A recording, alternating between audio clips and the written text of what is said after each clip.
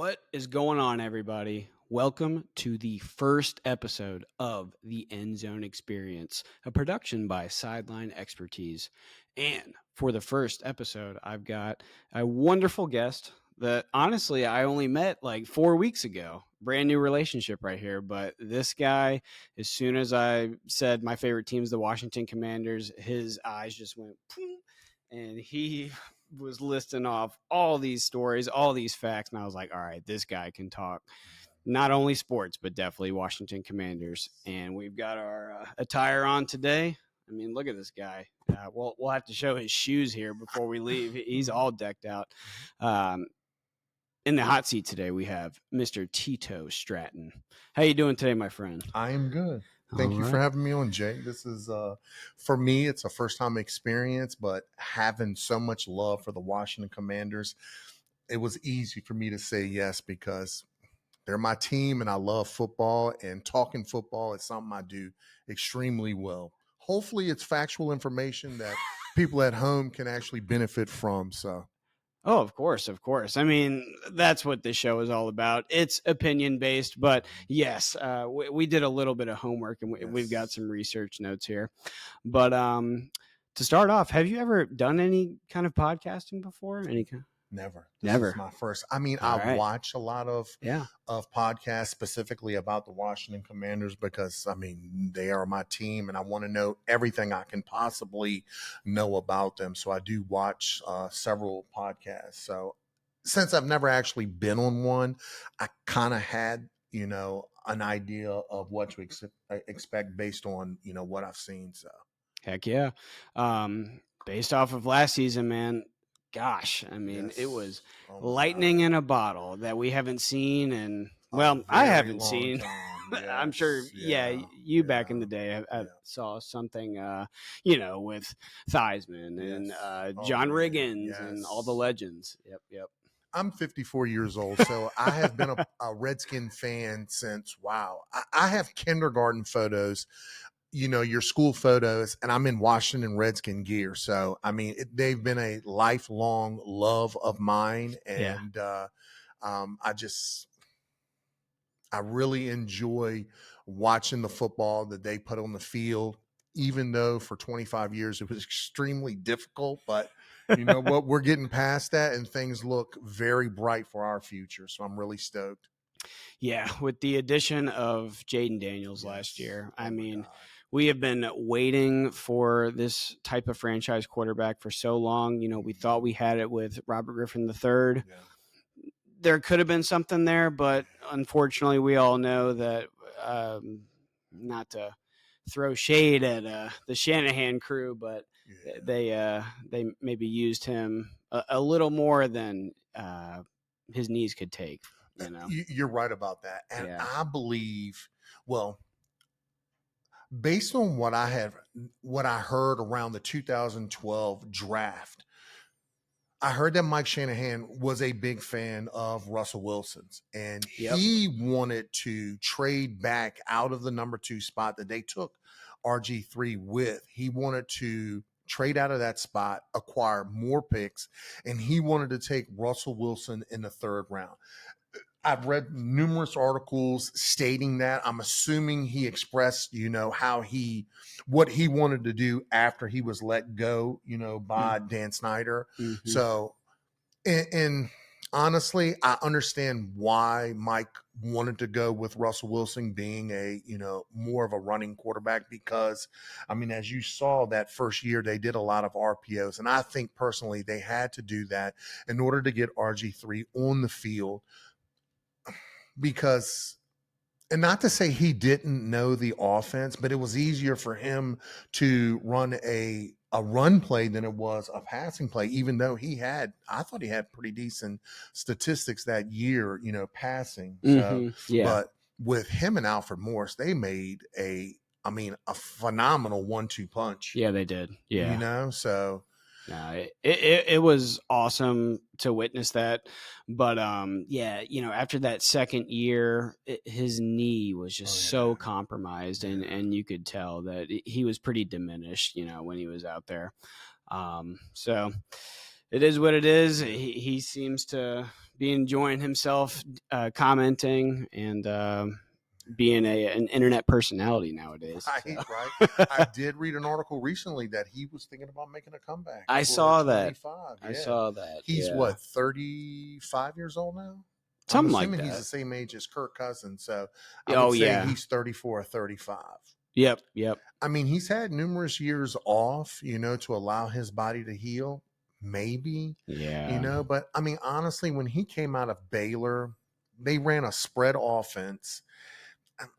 Honestly, a spread offense has a really difficult time of having success in the National Football League. I mean, you saw it numerous times in the past where people, I'm not sure if you remember Jerry Glanville. He was actually a head coach for the Atlanta Falcons, and he brought a spread offense where it was an empty backfield and 4 receivers, and they ran that particular formation a lot, and they had a lot of success with it.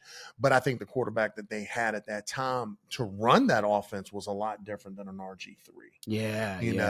And you bring up his injury. If I'm not mistaken, he already had 2 torn ACLs in that same knee before being drafted, because he got hurt in high school and then he got hurt once again at Baylor. So, with that kind of injury history, you would have thought that they would have done a little bit more to protect him, not so much running, and I think, I'm not 100% sure of this, but I think Mike and Kyle, because remember, Kyle was the offensive coordinator at that time.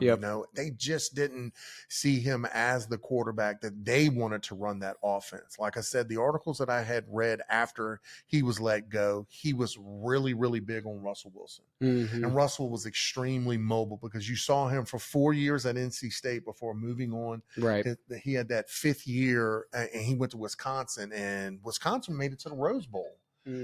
So I mean, he's definitely a good quarterback. I don't know what he would have done in that offense. I would imagine he would have had a lot of success, because I mean, Russell's extremely intelligent. He seems to pick up an offense extremely fast, and not just a few plays, but he grasps an offense extremely well, to the point where he's able to run an offense on his own, 6 months into being an NFL quarterback, because you saw it in Seattle. He didn't sit; he played immediately, and they had success. Think about it. They won a Super Bowl. What, in his second year, third year? I think it was third. And they made it to back-to-back Super Bowls. Granted, they lost that second one against New England, but Russell, he's a different kind of athlete, because he is so intellectual. And when he was younger, obviously he could make those improvised plays where they would say, let Russ cook. Absolutely. And it would be plays where he's laterally covering 30 yards in one play, evading sacks and just making unbelievable throws downfield. And to bring it back to Jaden Daniels, he did plenty of that last season. Oh my God, did he ever? Because Jaden is a breath of fresh air. Like I said, I've been a Redskins / Commanders fan all my life, and to have a quarterback not necessarily fall into our lap, but we did have choices. It wasn't just Jaden Daniels. Sure. Drake May was available. I was high on Drake May. And I have to be honest with you, when Washington was discussing what they were thinking about doing with that number 2 pick overall, in my mind, I was thinking, I was a Sam Howell fan. I thought he was an awesome college quarterback. Granted, he had a really down senior year because he had lost so much talent as far as receivers and offensive line. So he struggled. But Sam was a favorite of mine. And I thought personally Washington should trade out of the number 2 pick, acquire more picks, give Sam a better offensive line, give Sam the necessary weapons in order to highlight his skills. Washington chose to do what they did, they took Jaden Daniels, and I'm going to tell you right now, he won me over. He really did immediately. I love his personality. I love the fact that he is so humble, especially in the National Football League that we have now. I mean, you see a lot of flamboyant individuals, which is great. You know what? I mean, that's who you are. I have no issues with that. Me personally, I mean, I think humble is the way to go because you don't eat so much crow. Yeah. You know what I'm saying? Okay. So, yeah. And Jaden, I tell you, man, I ate all of my words. I really did. I miss Sam Howell. I was sad to see him go. Mm-hmm. But Jaden Daniels, he is an absolute star in the making. And we are lucky enough to have him after having so many bad years. You know, I mean, I honestly thought after we've had 12 quarterbacks in the last 10 seasons, and some of them you were thinking, how are you in the National Football League? You know, I mean, the parade that went through that franchise while Daniel Snyder owned them was just, oh man, it was horrible, especially for fans. And you saw it. I mean, you saw the lack of fans going to FedEx to see games because they were absolutely over the nonsense. Yeah, you know, yeah. Just Snyder's main focus was merchandise and profit of ticket sales, which, like you just mentioned, completely fell off. It really did. Yeah, probably the last third of the time period that he owned the franchise. So good riddance. I mean, he's finally out of here. Josh Harris has completely turned this ship around, and it's only taken him 2 seasons. You're right about that. You know, I think he has. Well, one, he's a big Commander fan. He grew up a Redskin fan, which to me means so much to me. You know, you are the owner and you are a fan. You know, I mean, that says a lot. I mean, that puts you on the same level as diehard fans like myself. Sure. You know? I'm just not rich enough to own the team. You know, yeah, in another lifetime. Exactly. But yeah, I really in the fact that he brought in Adam Peters. I'm telling you, and that's another situation where he had multiple GMs that he had interviewed. There was the one guy from Baltimore. I think it was Eric DeCastro. I think he was an assistant GM, and they interviewed him for that position. And there was another guy that they interviewed, but they eventually went with Adam Peters, which I tell you, he is a mad scientist. Yeah. He really is. I've seen 2 drafts now, and the man knows football talent. He really does. You know, I mean, I really like Ron Rivera as an individual. I wasn't too sure about him being a head coach for us, especially after what I saw in Carolina. Yeah. You know, I saw a franchise get lucky and draft a Cam Newton. Yes.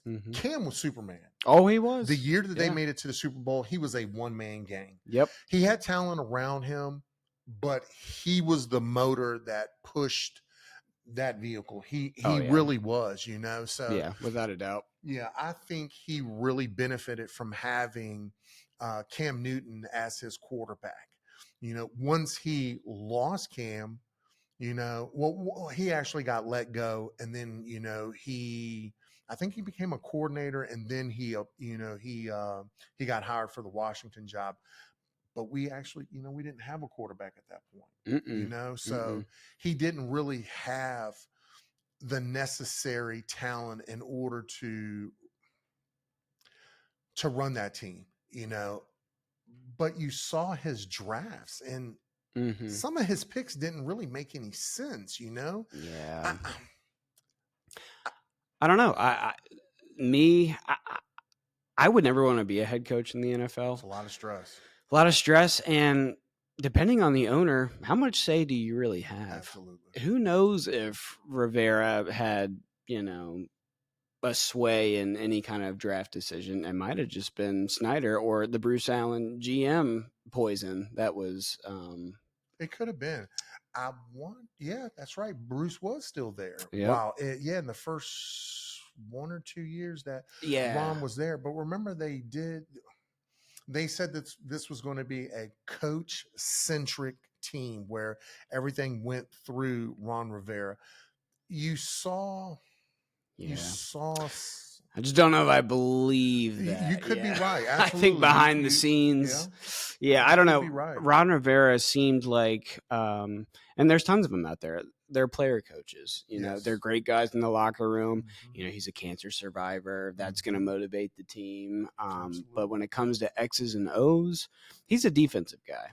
Yes. Probably didn't have that much say when it came to calling offense, or if he did have that position in the beginning, it might have gotten taken away from him, halfway through the season. You never know. You really don't. Not with Dan Snyder as the owner. Yeah. It seemed like he ran this team as if it were a fantasy league.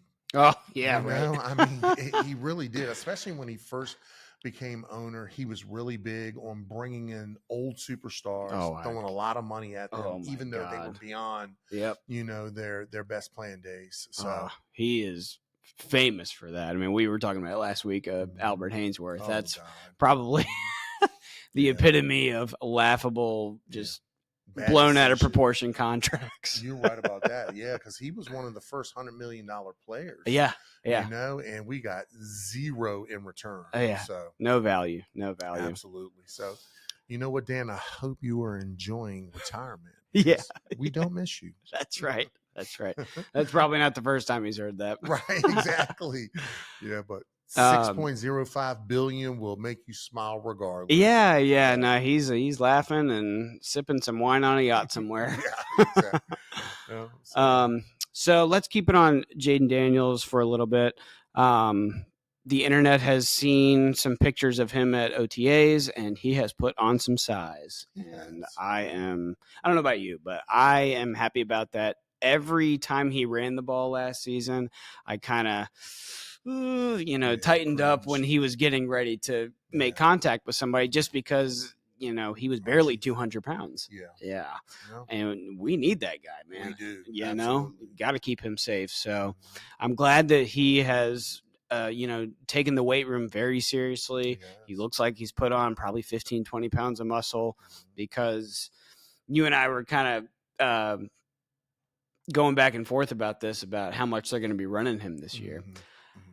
I don't know. Based off of last season, there were so many QB design runs. I don't know if they're going to stray too far away from that if Brian Robinson is not successful. If we cannot run the ball with our traditional backs, I could see them still relying on Jayden to maybe do a read option or a naked QB boot run, and then he's out to the sideline, and because he's put on that weight, that makes me a little more reassured.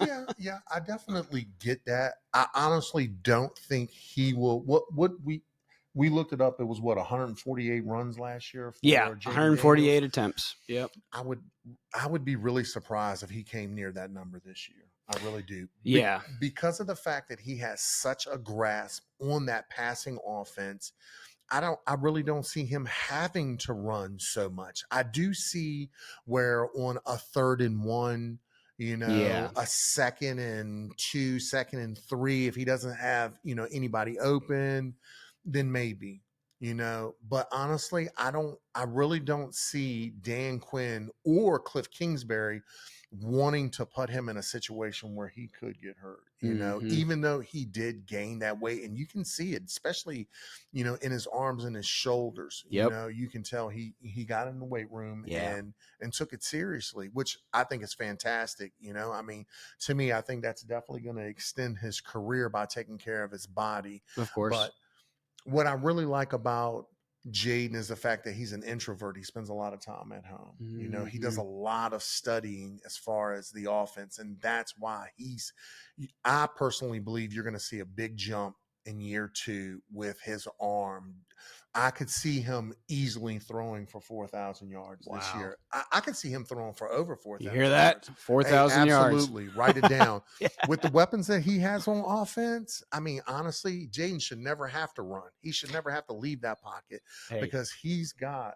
Right. That's a great point. We haven't seen really a quarterback dissect a defense since like a Peyton Manning or a Tom Brady, to where they know who's blitzing, where the defensive line is coming from, and they're able to hit that hot route because they know that person's going to be open as soon as the ball snapped. You see a lot nowadays where I call it broken plays, but it's quarterbacks that they get the ball, their first read's not there, and they bail. They're running outside and trying to make some athletic, improv play, which is always fun to watch, but that probably wasn't the game plan coming in. No.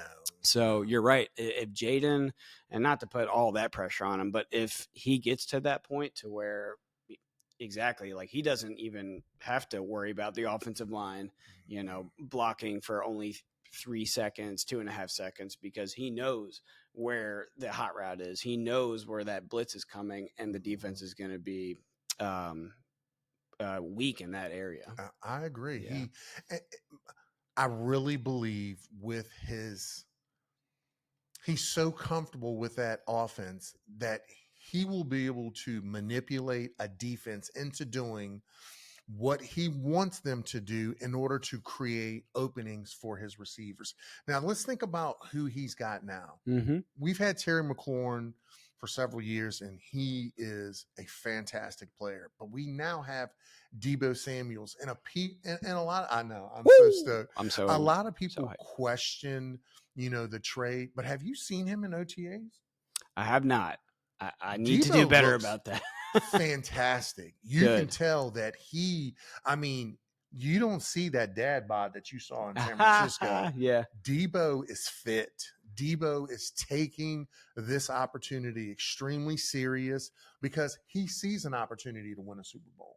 Let's go. I really believe that Washington has what it takes to surpass Philadelphia, because Philly has lost some players. Granted, I thought they had a fantastic draft, especially with Jihad Campbell, their first round draft pick. I think he can make that transition from college to pro, regardless of him being an Alabama player. I'm blown away when people say, because they say that they come into the league with a lot of wear and tear on their body.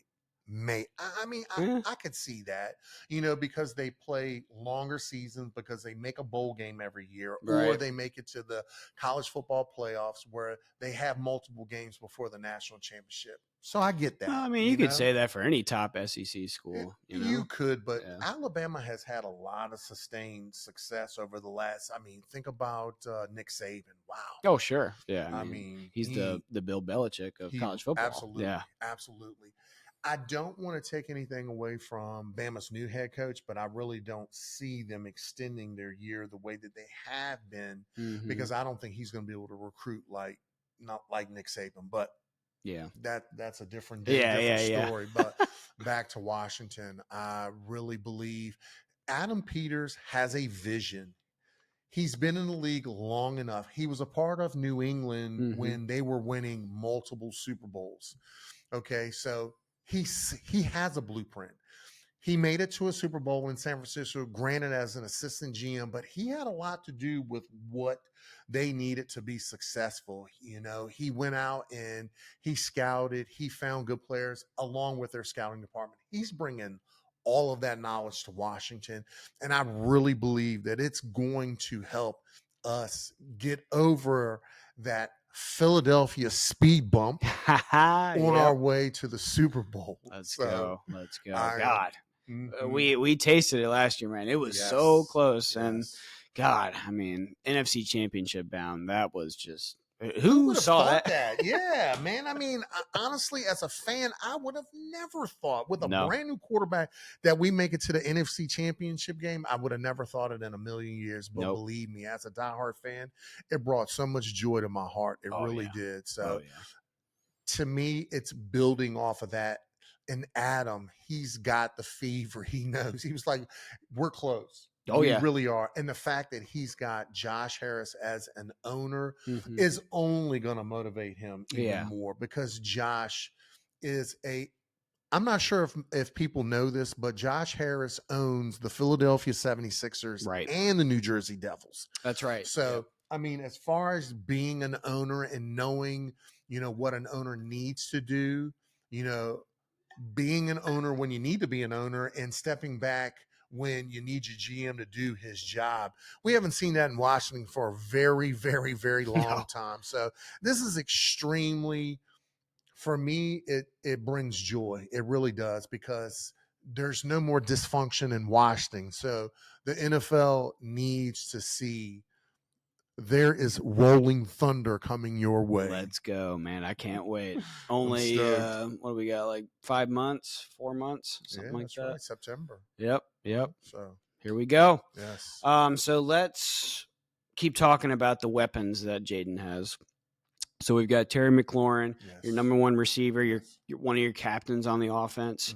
Debo, he's going to be a hybrid role. He is number 2 on paper, but I wouldn't be surprised if we see him lining up in the backfield. Oh, most definitely. Taking handoffs. Absolutely. Jet sweeps, just getting him the rock as much as possible. Absolutely.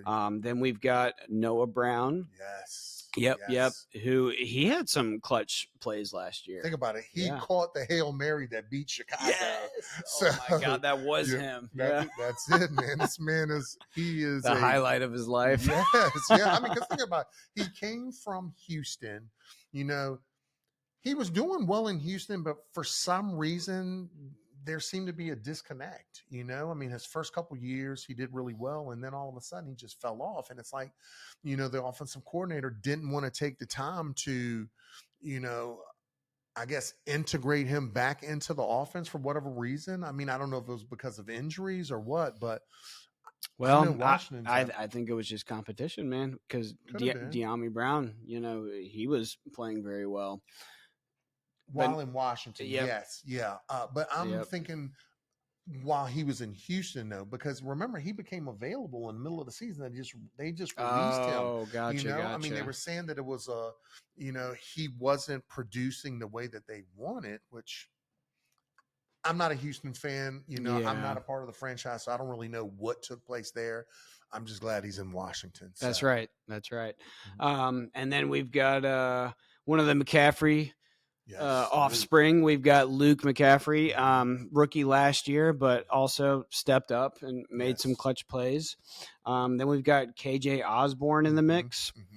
Slot receivers, Jalen Lane. Yes. I really like Jalen. Not only because he's a Virginia Tech product, but he has speed that'll stretch a defense. That's what we need. And coming out of the slot, it's going to put a lot of pressure on a safety to drop down in the box, because no linebacker is going to stay with him. Oh, yeah. No, you're going to have to put a nickel on him. Absolutely. Yeah. So you're going to force a defense to adjust to him, which I think is going to leave Terry, Debo, Noah, whoever's on the field at that point in time, even Michael Gallup. I like Michael Gallup. Yep, he's been around. He's a proven commodity. He's dealt with some injuries, but I really believe that he's going to make that next step with Washington. So I'd like to see him make that 53-man roster, but it really depends on how many receivers they decide to keep. But there's a lot of competition. I really like the guy out of Louisville that we got as an undrafted free agent. I think his name is Ja'Cory Brooks. Yes. Yep. I've got him on here too. Think about it. I mean, his last year at Louisville, he caught 1,100 yards worth of passes. Wow, I didn't know that. And their quarterback is now in New Orleans with a chance to start, but he's not Jaden Daniels. Sure. So, yeah. If anybody can get the best out of him, will be Jaden.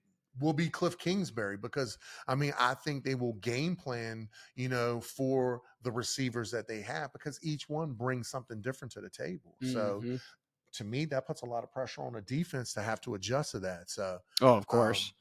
So with that being said, who do you think is going to be the most valuable receiver this year for Jaden? Wow. I say receiver. Just receiving target. You could even throw Zach Ertz in the mix there. Because I mean, he caught 66 passes last year, Mm-hmm. after some down years in Arizona, which, I mean, I kind of get it. They didn't have the talent that Washington has.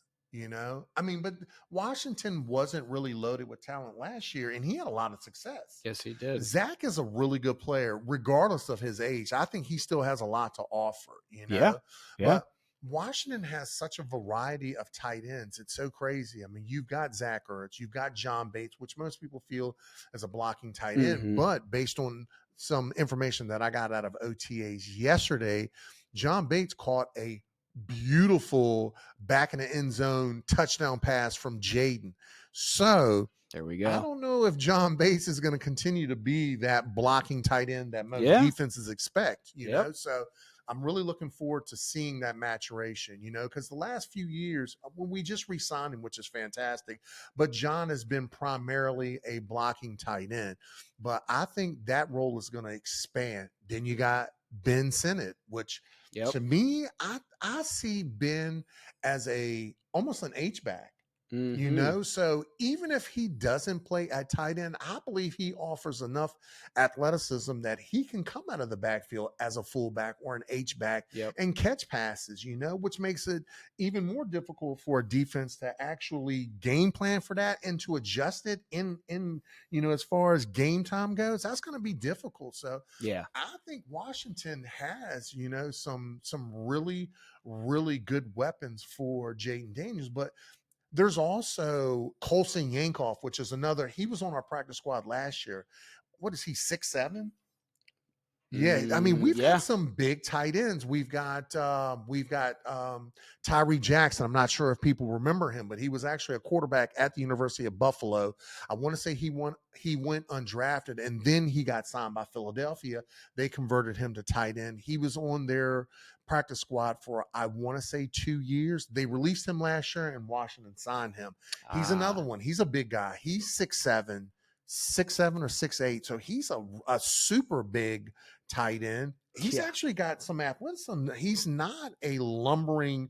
He's got speed. He's got agility. So that could be an option for us as well if he makes the 53-man roster. If not, there's a practice squad. So let me see who else. There was a guy, Cager, but I swore they had him listed at wide receiver, but he's another.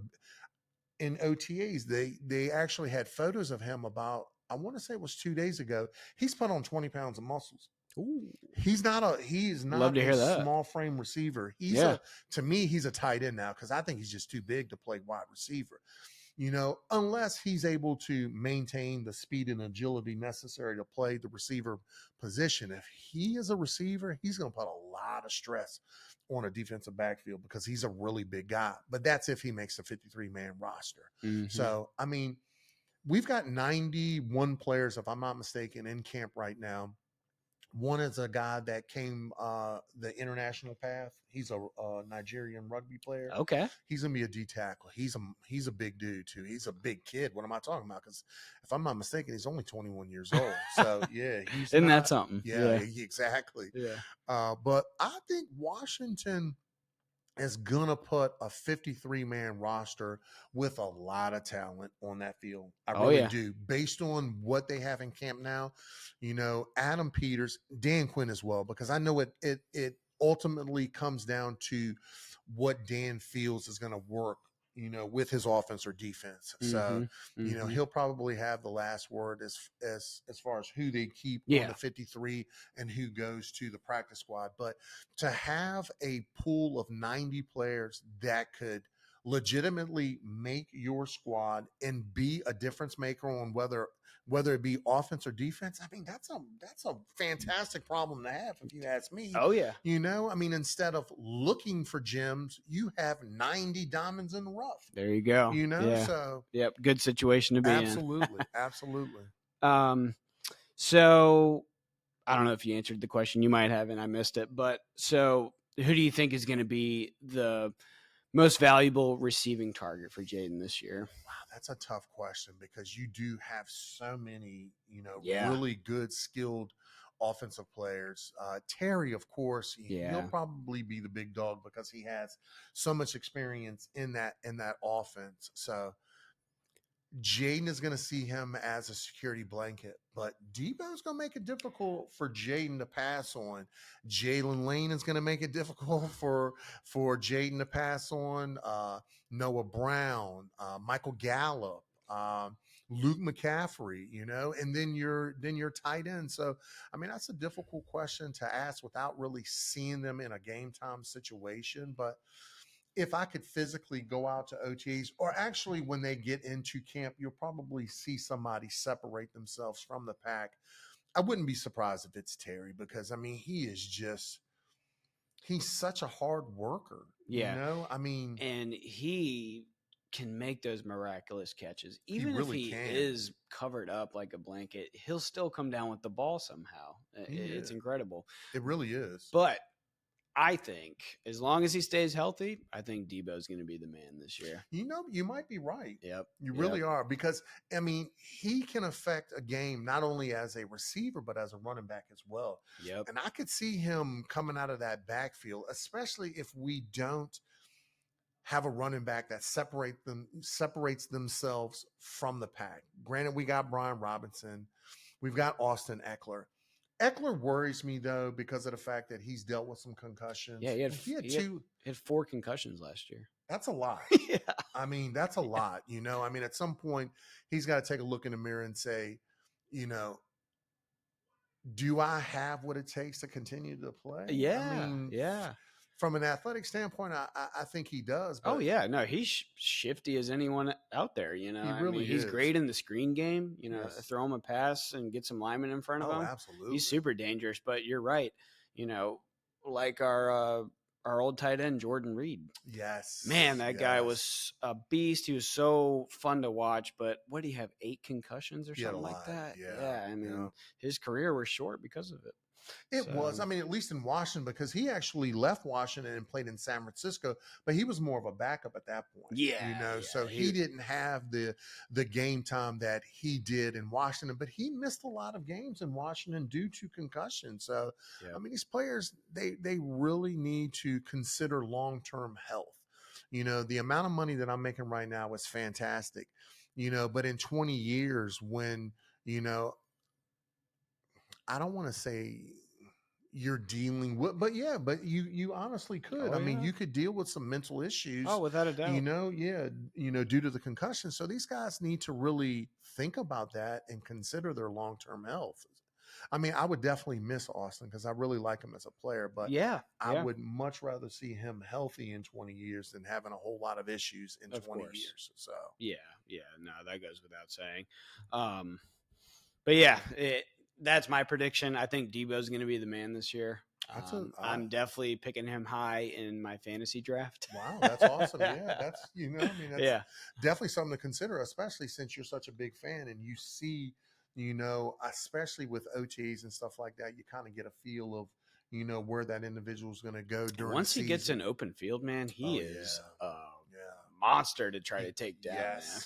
DBs, I'm telling you, he puts fear in them because of the fact that he is so physical. It makes it difficult for them to tackle him. So, I tell you, he looks so good physically in OTAs, man. I was so impressed because I saw him at the end of the year with San Francisco last year, and I don't want to say it was a dad bod, but he's nowhere near as he wasn't anywhere. He was eating good. Absolutely. He definitely didn't miss any meals, but he looks fantastic. I mean, he is really slimmed down. You see this, you see the muscles, you see the symmetry, which tells me this guy has either been taking his diet extremely serious or he's working out a whole lot. So, regardless of which one it is, I think both of them are a positive for Washington.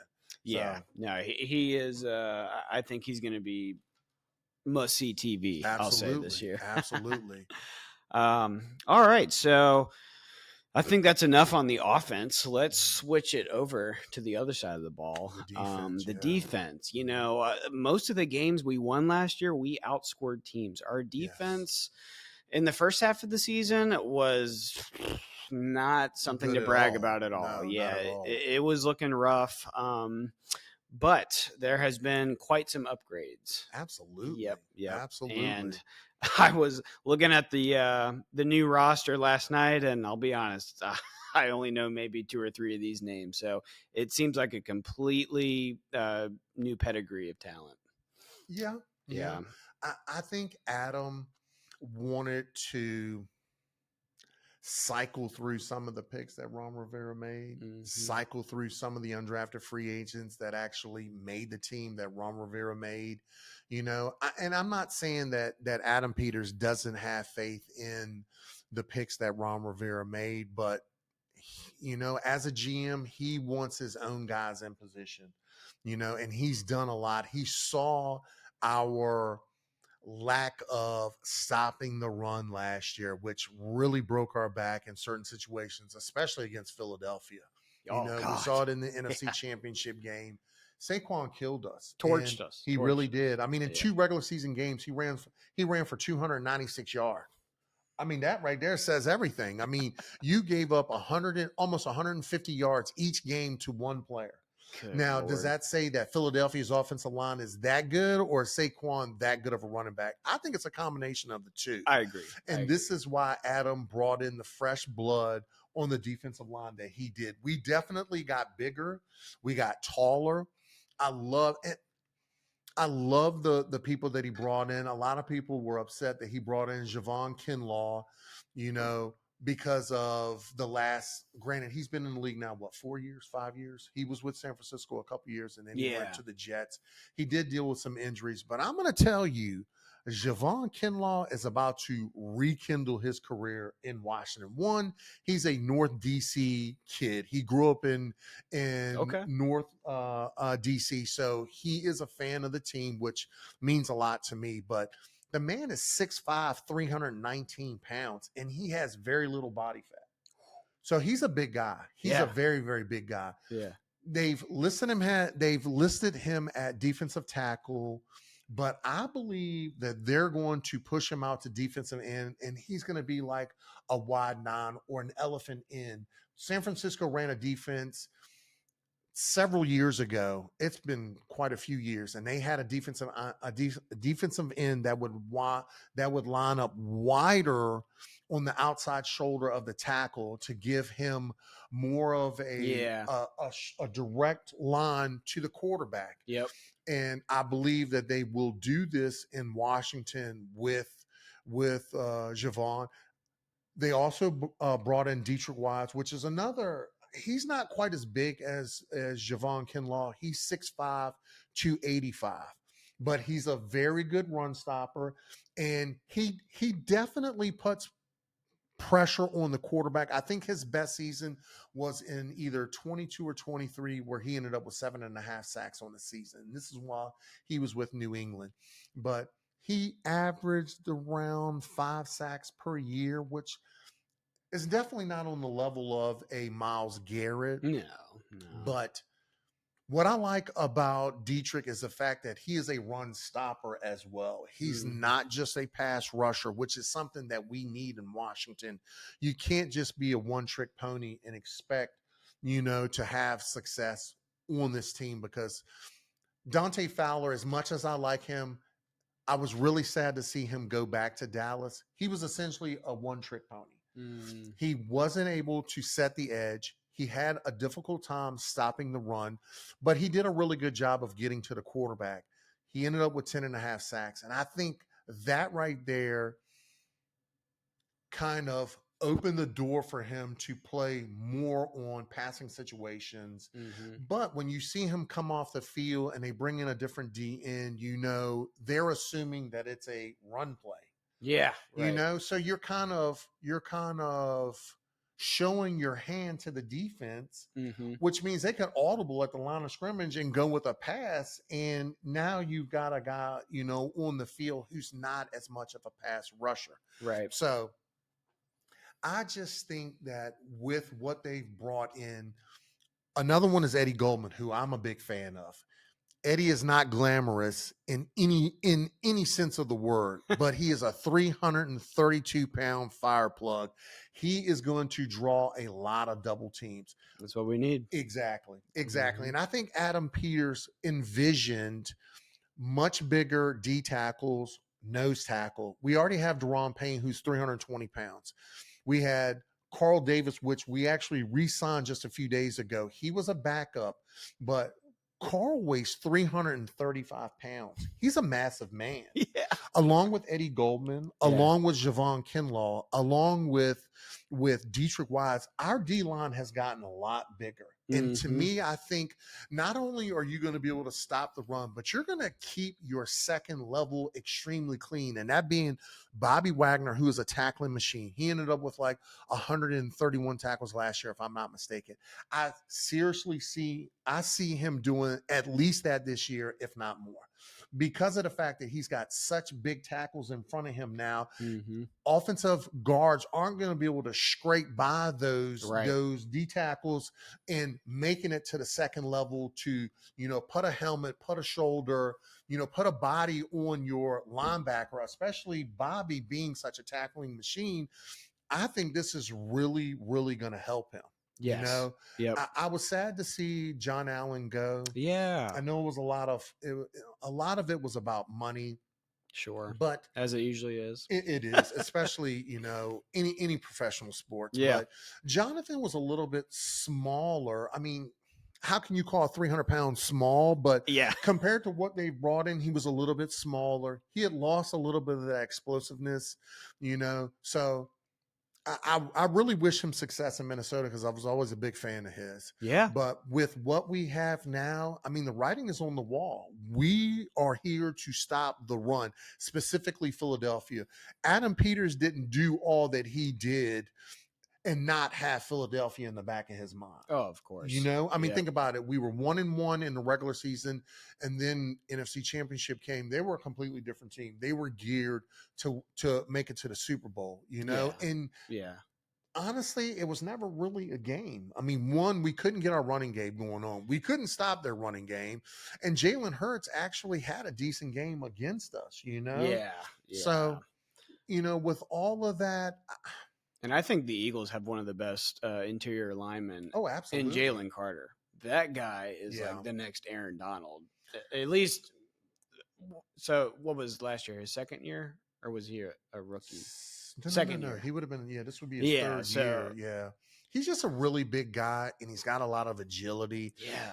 He comes off the ball so fast. He puts a lot of pressure, on guards to pick this guy up. I mean, as he's coming out of his stance, I mean, he does it with a lot of physicality. So that puts a lot of pressure on a guard, on a center. It almost forces you to double team him. And then you got Jordan Davis, who's a monster. I mean, he's bigger than Jalen Carter. He may not have the explosiveness that Jalen has, but he's a massive individual. So I mean, he really dictates an offensive line having to double team him, which leaves Jalen Carter one-on-one, which actually, freed up their D ends. Now, if I'm not mistaken, Brandon Graham, he retired, so he's no longer there. Bryce Huff just got traded to San Francisco, so they've lost another D in there. But I think Jihad Campbell, I think he goes from an outside linebacker to more of a stand-up defensive end. So this will be his first year. I know the transition may take him some time to get used to, but he's a big guy too. He's 6'5", 260, so he's not huge. And I don't really see the speed that you see with some speed rushers coming off the end. So I don't necessarily know. I don't really see him being as big of an issue for our tackles to contain, especially with Laramie Tunsil now being in Washington. I think that's going to make such a big difference on that offensive line. I really do. And I don't want to take anything away from Brandon Coleman. I thought he did really well for being a first-year tackle. Transitioning from college to the pros, that's a big task for anyone. Yeah, You it know? doesn't always translate. Absolutely. Mhm. Absolutely. He went to TCU, and I don't necessarily know if they played the greatest competition. It's not like being in the SEC. No, not at You all. know, the Yeah, Big yeah. 12, they've got a couple good teams. So did he see average teams on a week to week basis? Maybe. But I thought he played well for a first year player. Mhm. You know, I mean, and left tackle is not easy.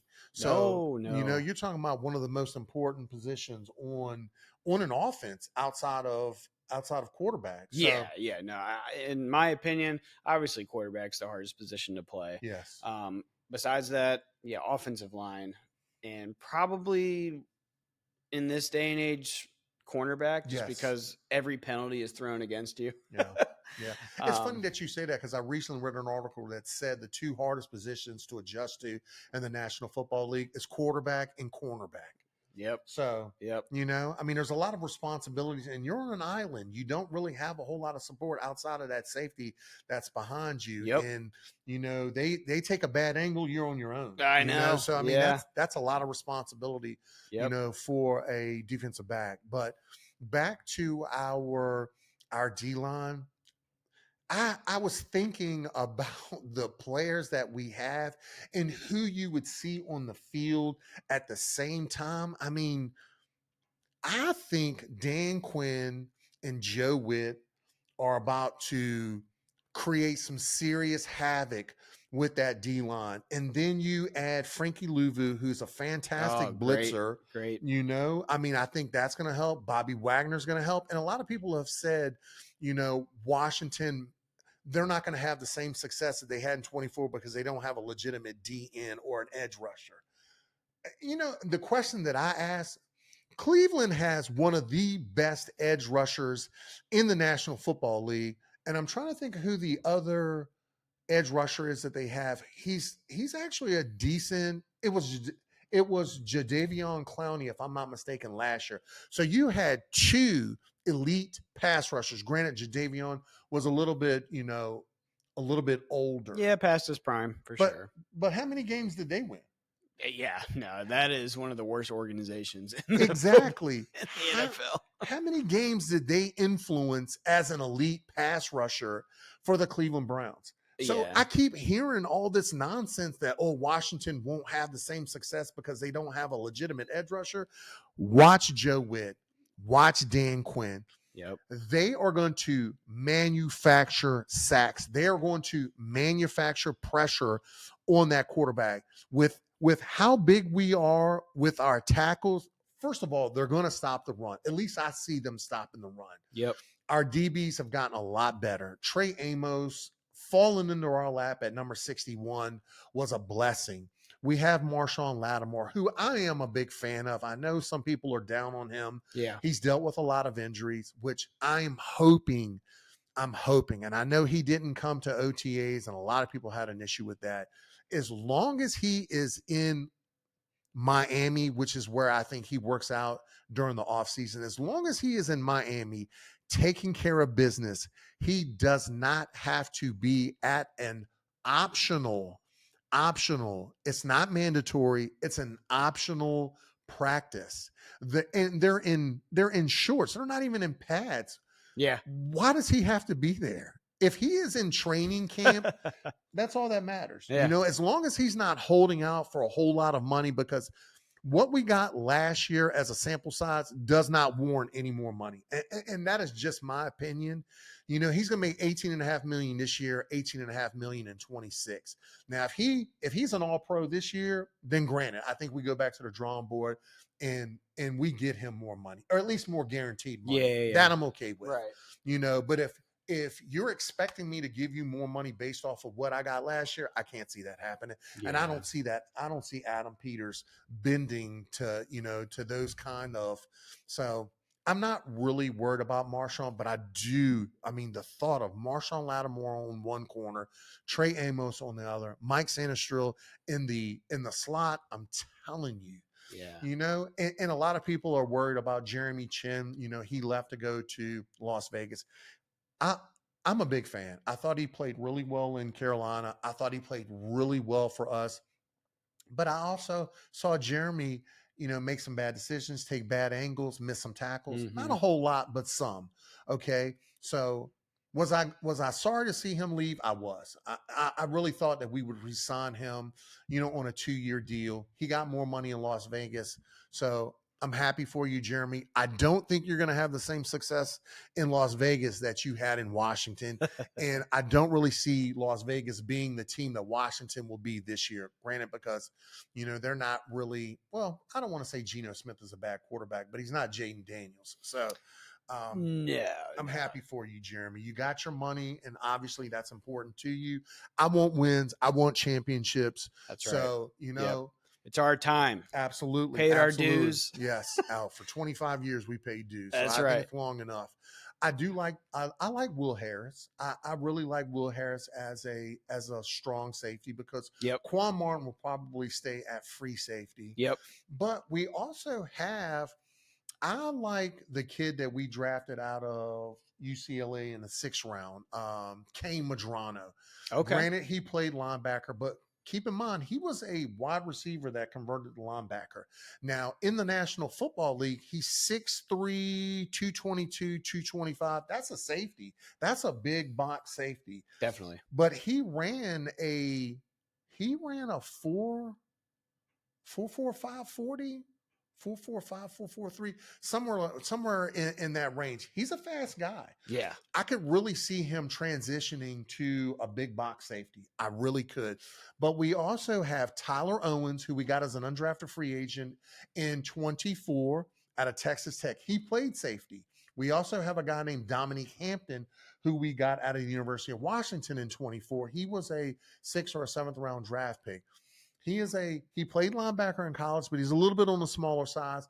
Although I've heard that in OTAs he's gained some weight, he's put on some muscle, so he may make that full, that transition to linebacker, which means we won't be thinking about him at safety. Yeah, but Tyler Owens, though, I've heard he's gained a little bit of weight too, but he wants to stay at safety. Not to say that will happen, but we do have bigger options at safety. We don't have to dwell on the fact that Jeremy Chin left. These guys are younger. Yeah.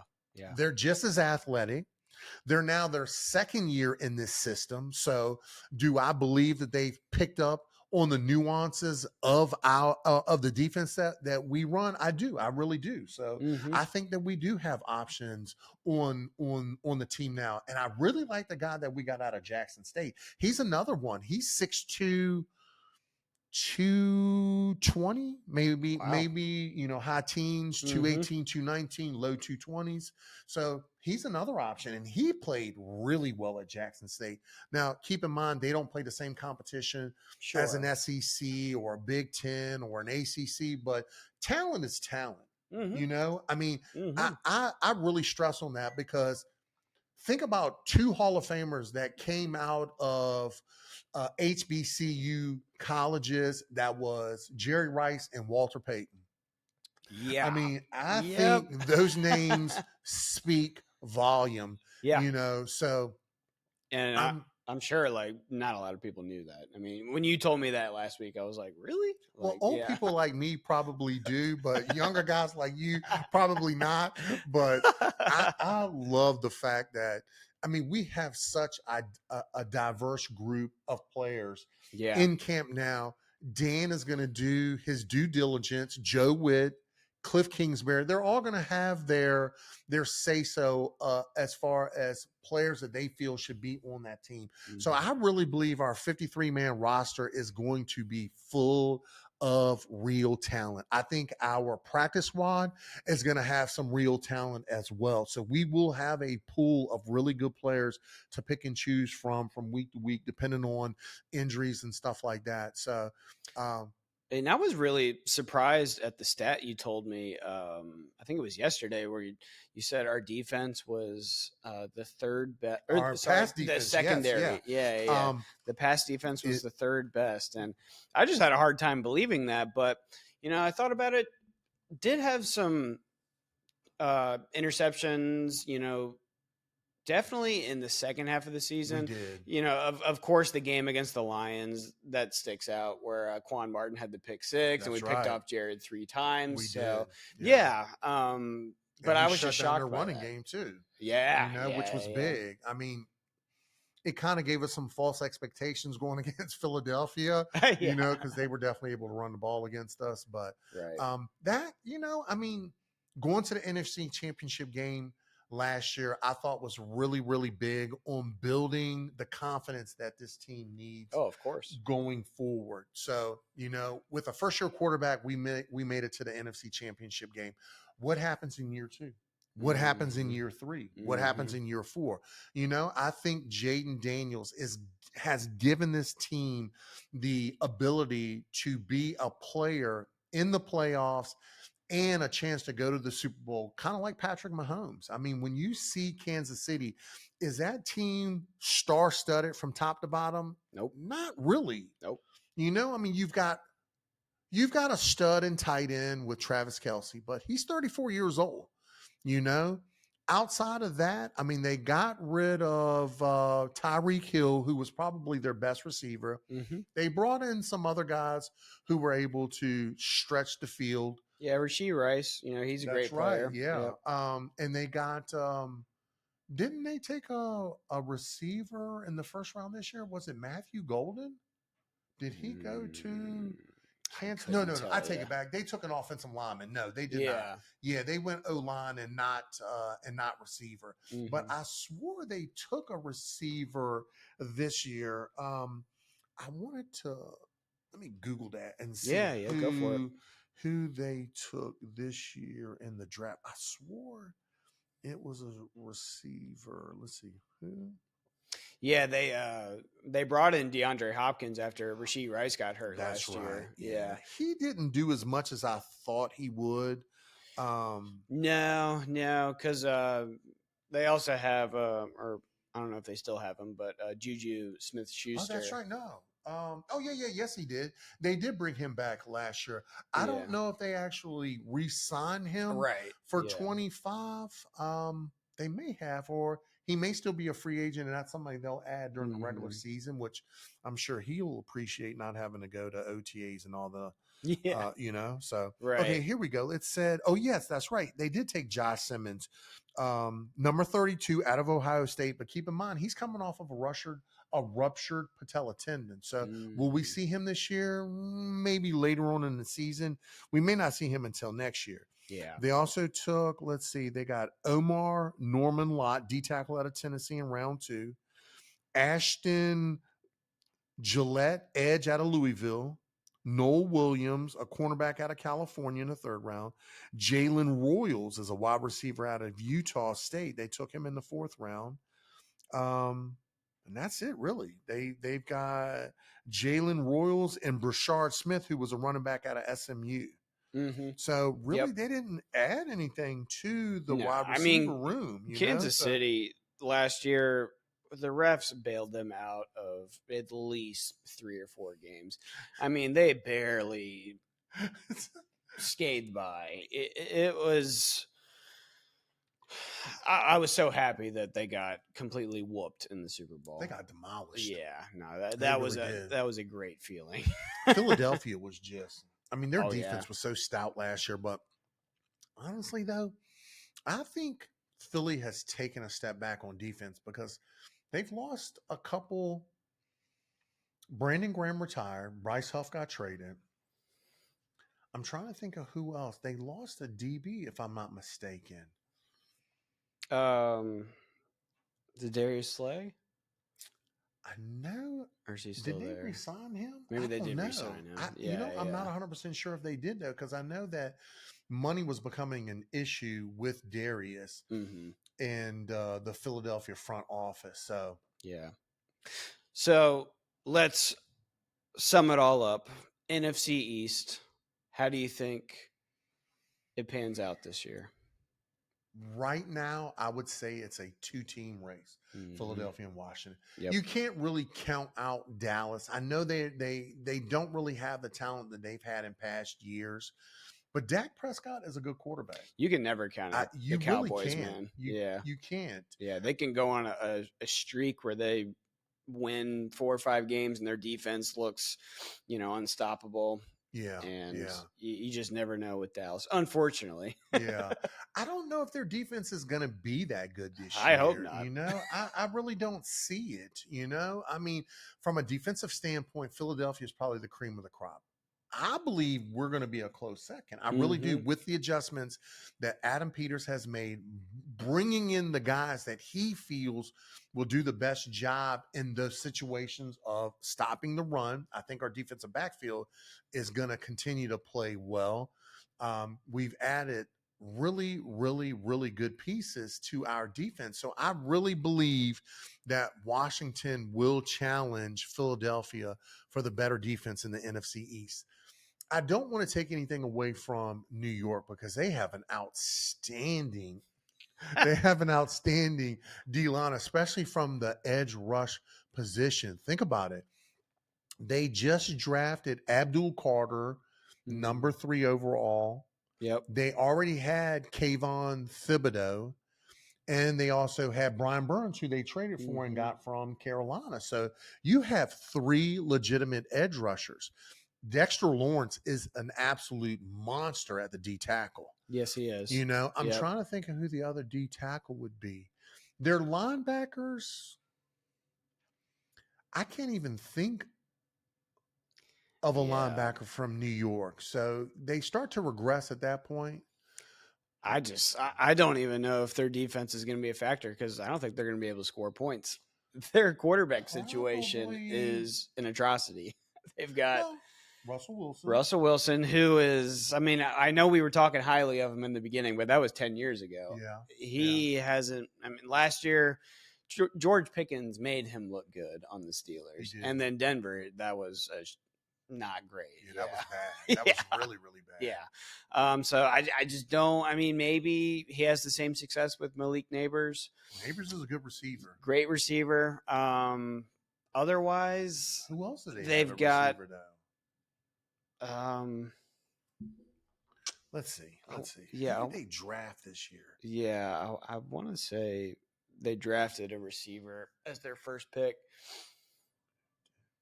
Did they? Who did the? I think so. But how I see it panning out, Philly and Washington, top 2. I'm going to say Washington takes it this year. They had it last year. Now it's our turn.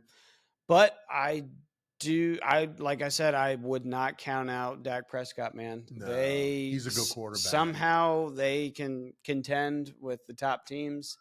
CeeDee Lamb, one of the best George receivers. Pickens. Remember, that's right. For him. Yep, they've got George Pickens now. They have 2 legitimate wide receivers. Yep. I'm trying to think of who, and if I'm not mistaken, I read an article recently where they were trying to bring back Brandon Cooks. They were actually exploring a trade with, I want to say he's in Houston now, if I'm not mistaken, that they were exploring a trade to bring him back to play the slot, which would give them, I think they could do well with him. I don't know who their running back is, though, because Tony Pollard left last year. Yeah, Pollard's gone. Rico Dowdle's he's gone. So I think they drafted somebody. Let's see. Okay, now here's the Giants draft from this past year. It says drafted Abdul Carter, edge rusher out of Penn State with the 3rd overall pick. Jackson Dart. Remember, they traded back into the first round that's right. to take Jackson Dart. They also, after trading back into bunch of quarterbacks. Yeah, they do. Tommy, what's his name? Tommy DeVito. Yeah. Chicken cutlets. Give me a break. And they have Jameis Winston. He is in New York. Yeah, that quarterback room is packed, but I don't know who's going to be the. I'm sure Russell has made it known. If you bring me in, I am your starting quarterback. Yeah.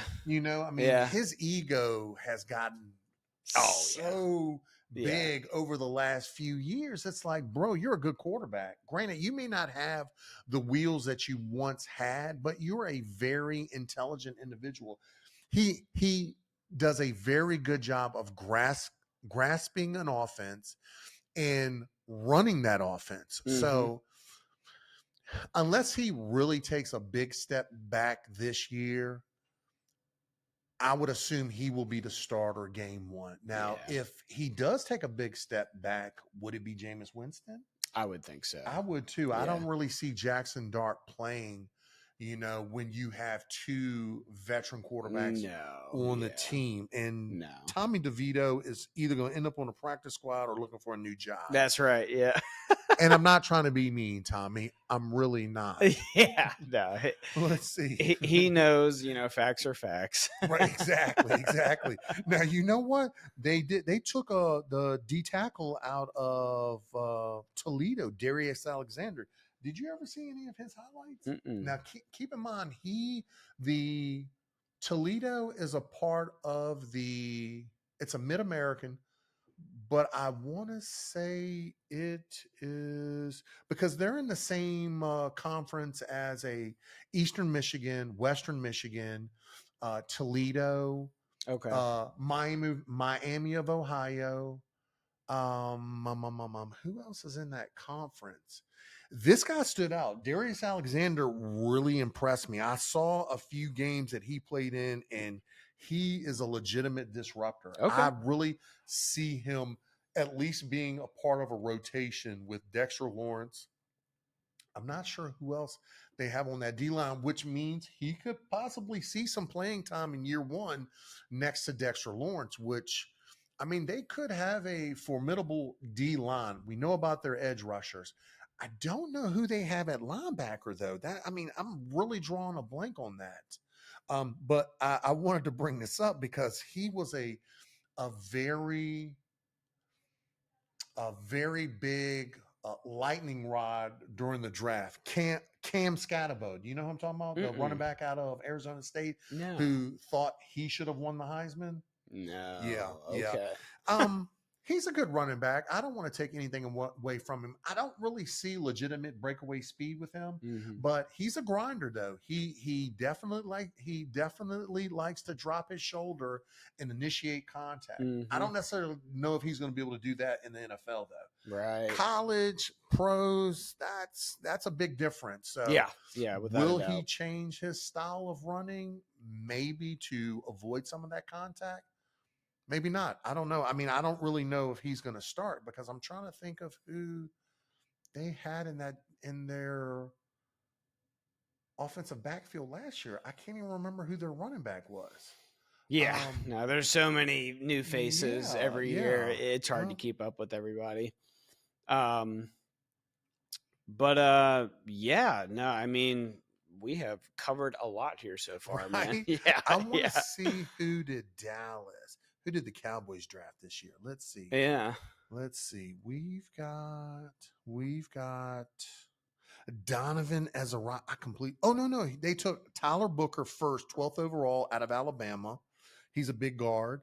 They got Donovan Ezra, who a lot of people were actually sending to Washington in either the late first round, number 29 overall, or in the second round.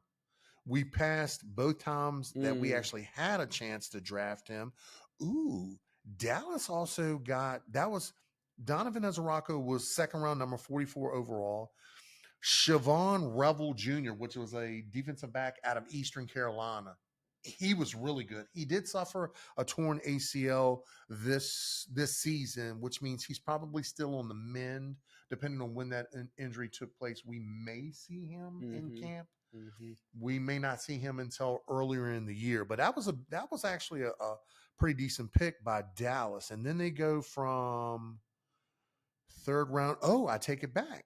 They in the fifth round they took Jaden Blue, if I'm not mistaken, is the running back out of Texas. Okay. Who actually I saw him play several times, and I thought he's got legitimate breakaway speed. He is a mover. Let's see. Oh, Shamar James, linebacker in the fifth round. Ajani Cornelius, O-line in the sixth. Jay Toya. Honestly, I mean, outside of their first They ain't going to 3 be anything picks. this Yeah, year. I don't really see. We ain't worried about the Giants or the Cowboys. I'm sorry. Yeah, I mean, honestly, the only first-year contributors I see would probably be Tyler Booker at guard, especially since Zach Martin retired. Yeah, So that's there right. is an opening on that O-line for a guard. Yep. Donovan as a Rocco, I could see him playing. I mean, because they lost their DN Lawrence. Yeah, that's right. He's no longer there. So they've DeMarcus actually Lawrence. that's Yeah, right. yeah. He's no longer in Dallas. Mhm. So Donovan will probably play year one. How much, I guess, really determines on how soon he can Mhm. absorb that defense. But he's a little undersized though. Mm. I don't know. I mean, and I think that's why Adam Peters passed on him, because Donovan is fair. He's only 6'2".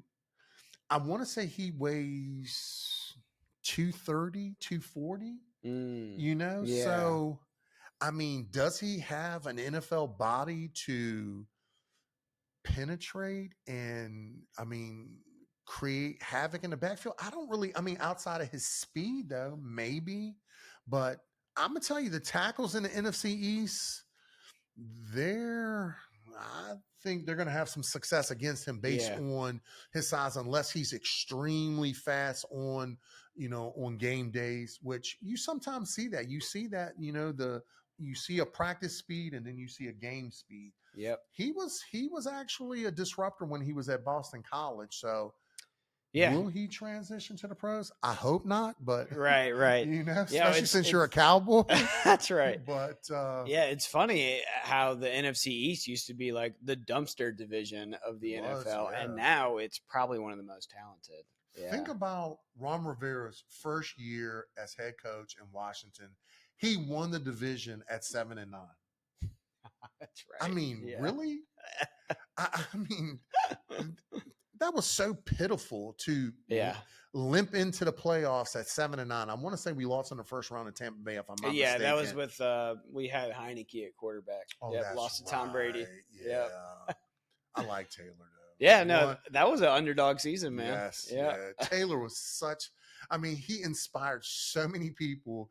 I mean, think about it. He was undersized. Oh, yeah. Came out of a small school, Old Dominion. Yep. He had bounced around. He was actually working on his PhD in math, if I'm not mistaken, when he got the call from Washington. So he left school to come and play professional football. And that was 4 years ago? Yeah. And now he is in Los Angeles. He's backing up. Oh, he's the Chargers. Justin Herbert. That's right. You know, so yep.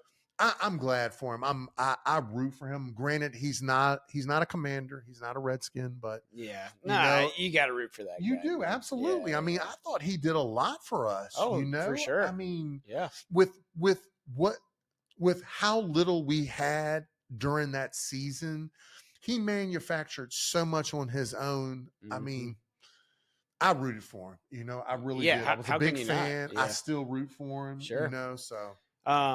Also, breaking news, not that it's a huge headliner topic, but Aaron Rodgers has officially signed with the Pittsburgh Steelers.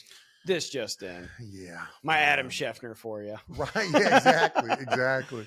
But honestly, I'm surprised he signed this early. Granted, it's just OTAs. I'm sure Mike Tomlin and the Pittsburgh front office said, hey, look, we have a couple of options out there.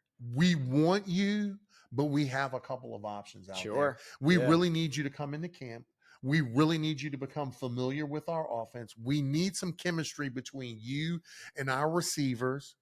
What receivers do they have?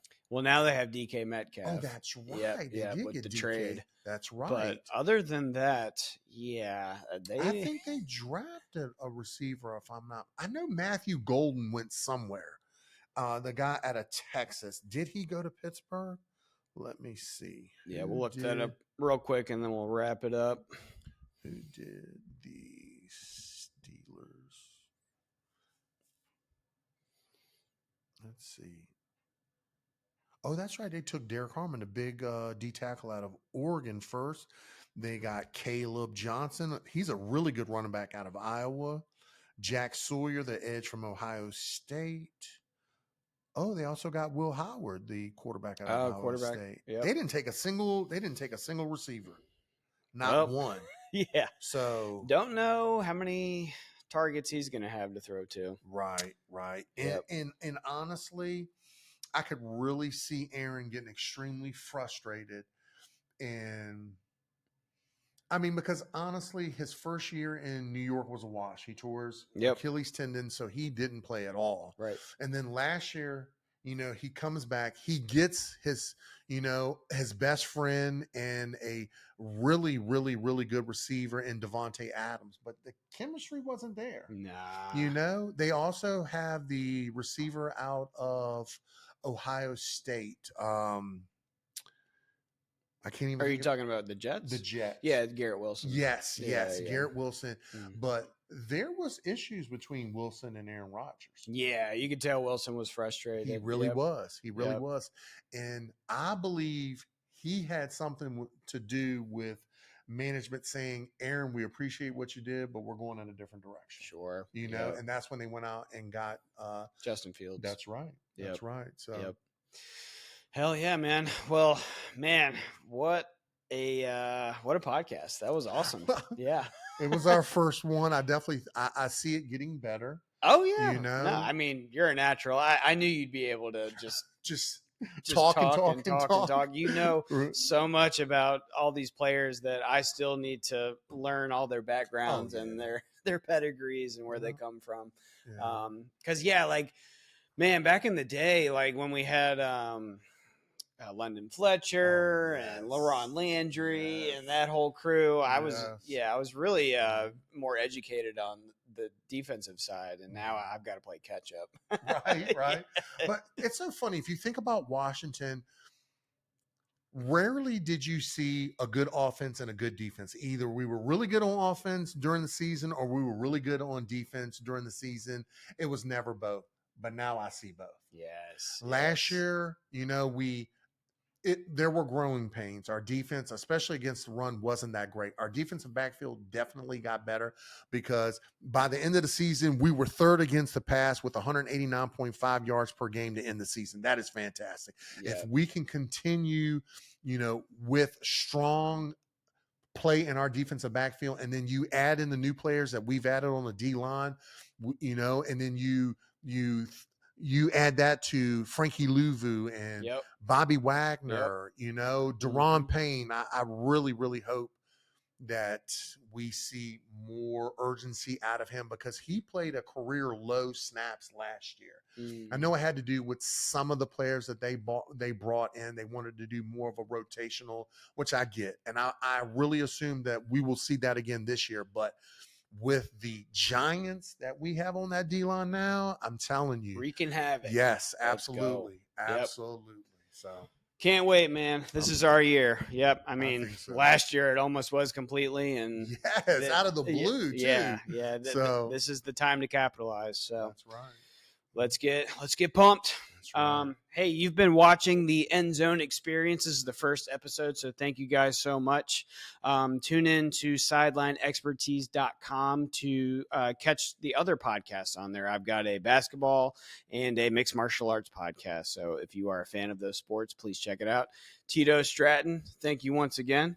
Crushed it. Yeah, man, that was great. I had so much fun, and for whoever watches this, I really want to thank you for taking the time to listen to me babble about my boys. If you're a Commander fan, if you're a Washington fan, hopefully you'll appreciate it. But I definitely appreciate you coming by to see me and my guy. All right, guys. We'll catch you next time. Adios. Adios.